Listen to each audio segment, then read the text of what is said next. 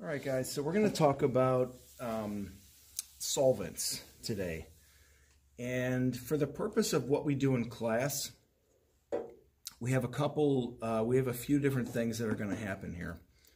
So first of all, what is a solvent? A solvent is something that you're going to use to clean brushes. And a solvent is something that actually kind of breaks your paint down a little bit. Like if I had to remove paint off my surface, I would probably start with a solvent. I wouldn't use a medium. A medium is something completely different. We're going to do that in a different video. So let's talk about what we can do with solvents and kind of how they're used. And so we have two different representations here. We have Gambasol or Gamsol, and that's 100% odorless mineral spirits. We have odorless terpenoid. We have Mona Lisa odorless paint thinner. On the right here, we have a couple of different turpentines. And turpentine is pretty old school. These guys on the left here, they're definitely modern versions of what turpentine has traditionally done throughout the centuries, and it's I believe tree-based, and it's been around for quite a long time. It's been around since the dawn of oil painting and before that. And there's one group up here where my hand is, which I would like to see represented, and it's just mineral spirits.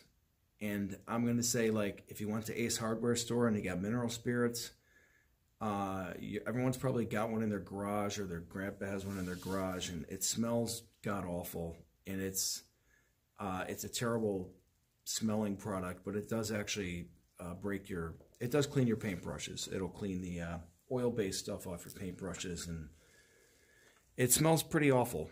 On that note as well, turpentine smells pretty awful as well. I've actually painted with this stuff outdoors as a painting solvent, and it was below my palette cup, and at the end of 3 hours my face was green. But this actually has an odor of, if you guys could smell that just a little bit, don't take too big a whiff, but turpentine actually smells a little bit woody and tree-like and resinous. Mineral spirits smells pretty awful. It smells even worse. At least turpentine has a kind of a root in something a little more natural. But however, for our studio purposes, we usually don't paint with these in the art studio. In most modern art studios, they don't really want anybody using turpentine. So that brings us over to these odorless mineral spirits. So they're trying to accomplish the same thing as the turpentine, at least as far as cleaning brushes or finding something light to paint with that will dilute the paint a little bit.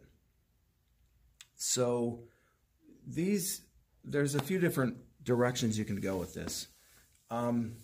If I had to hardline this, you would say if you're going to bring something into an art studio with other humans that you care about, you're going to bring in Gamsol odorless terpenoid and Mona Lisa odorless paint thinner. And that's not really going to make a obnoxious or toxic environment in the paint studio. And if you're going to be doing wash drawings, these are the ones you're going to be using as well. When we get into mediums later, there's some mediums that you kind of need turpentine for in order to make them work. But it's a little different saying I'm going to use a little bit of that medium on my palette than having an entire palette cup full of turpentine going in your studio, because then it gets sloshed around, it gets in the air. Everybody smells it. Like, you'll know what this smells like instantly. And I'm old enough to remember older art studios where turpentine would be out, and on a hot day with turpentine in there, it's pretty awful. That, if you add lead paint into that, and you have a nice toxic cocktail for your studio. But the mineral spirits you get in the hardware store or Home Depot or whatever, unless it's one of these specifically, the odorless mineral spirits, which are more expensive, by the way. I could probably get, like, I think there's this can of Gamsol, which is probably $20 or $25 a gallon, if I'm correct. I have to look at the prices again. you know, the same thing of odorless turpentine or the mineral spirits, the crappy kind you get at the Home Depot or whatever. Those will be like $6 or, and the difference is the quality. Like this is not going to be obnoxious with its fumes. So just a thing to remember here: solvents break paint down. So if you're using this, if you're using any of these guys over here, and you're using them to as a wash drawing, the more that you put on, the more you're sort of weakening your paint, because your paint is just linseed oil and pigment if it's a pure paint, if it's a good paint, and it looks good on its own. So if you're adding a lot of this solvent to your paint, now you're taking away from all of your pigment because you have less pigment. More pigment equals more color, equals more vibrancy. And when you dissolve it in solvent, it just doesn't have that anymore. So just think about that every time you add solvent. It's part of the reason I'm so not against using solvent, but I use it as little as I humanly can possibly get away with using it when I do wash drawings, if you guys haven't gathered that yet. Anyway, do you guys have any questions on solvents?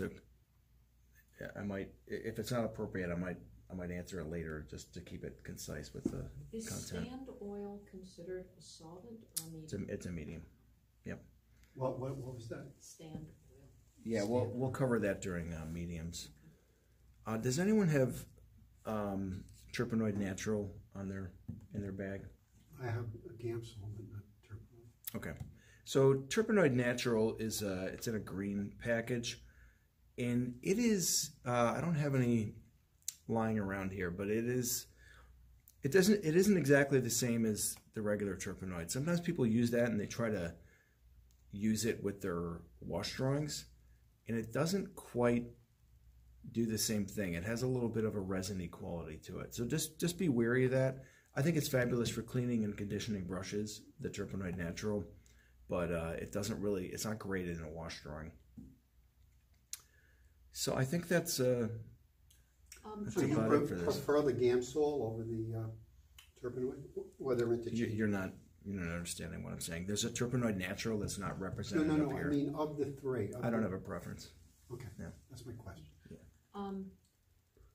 In a studio environment, and now I know that the mineral spirits like the Mona Lisa and everything, they are odorless, but aren't they still considered somewhat toxic? So should you be cognizant of getting air circulation? Oh, completely, yeah. Okay. Yeah, and as far as, I can't fully answer that question here as far as, what you're talking about is aerosol at that point. Like, I think the joke when I was in school was the odorless mineral spirits are just as bad as the other ones, that you just can't smell it. I don't, just based on my own experience of being around them, I don't fully agree with that. Because when I'm around mineral spirits and it's right under my nose, like, I feel sick. When I'm around turpentine and it's right under my nose, I feel sick. When I'm around these and it's right under my nose, I never feel sick. So on that basis, on my completely anecdotal evidence, I'm going to say that's probably not true. However, you always want to ventilate anyway, because there's just too many things evaporating. With everything involved, if you're talking mediums, if you're talking about scraping paint, you're talking about linseed oil, which kind of smells just on the smell factor alone. I think you should always ventilate just because. Mm-hmm. Like art studios should just be ventilated, period. So yeah, it's a good point though. We also have any other questions to wrap up our Biohazard. solvent thing? Yeah, we'll get to that in a different video as far as cleaning and everything. But as far as like how I operate, this is pretty much where I clean my brushes. So I'll take the Gamsol Terpenoid or this, and I'll fill it up mostly all the way. And as you can see in this example, this jar is agitated because I moved it from my home studio. But what will happen is this will look clear, and then your bottom part will have your deposits from your paint and everything, and it'll sink to the bottom. But I'm using these guys to do that. I'm not using mineral spirits. I'm not using turpentine, and that's where it'll all be stored. Cool.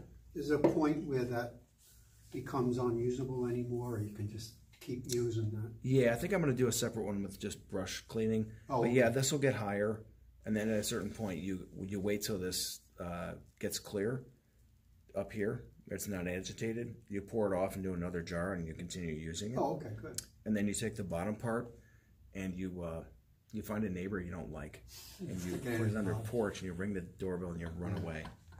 Now, actually, you find a proper local hazardous waste receptacle Which area. is not easy.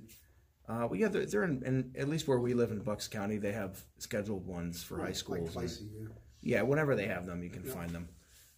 But anyway, I've done that before. I've just driven up and given them a pile of my weird collection of things like this, and they're like, "Oh, okay." Anyway, thank you. That's some basics of solvents here.